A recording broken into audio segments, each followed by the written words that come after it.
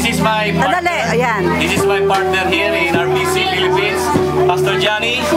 So we're the one doing the work here. And you want to say something to Pastor Peter and Mami Deborah? Very good.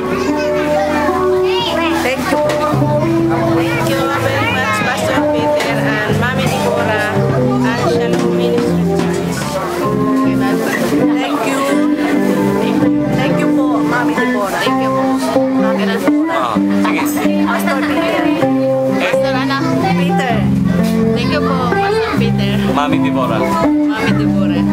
And Shalom Mission Church. And Shalom Mission Church, thank you very much. Kuha ba ko? Pastor Peter. Teka, ulit. Thank you. Thank you very much, Pastor Peter, Mami Deborah, and Shalom Mission Church. God bless you. Shalom Mission Church.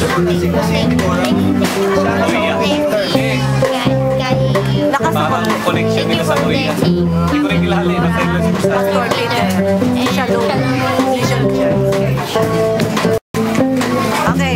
Thank you, Pastor Peter and Mami Deborah, and Shalom Mission Church. Want to say something? Thank you. Salamat kayo. Thank you po.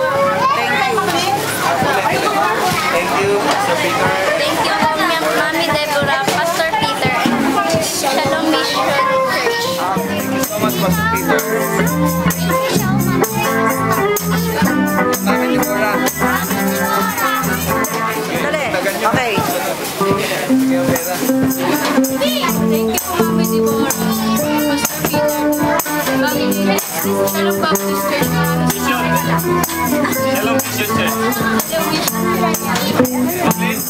Thank you po, Mami Deborah.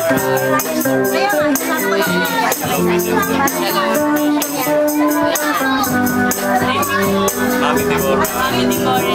Pastor Peter. Pastor Peter. And Shalom Mission Church.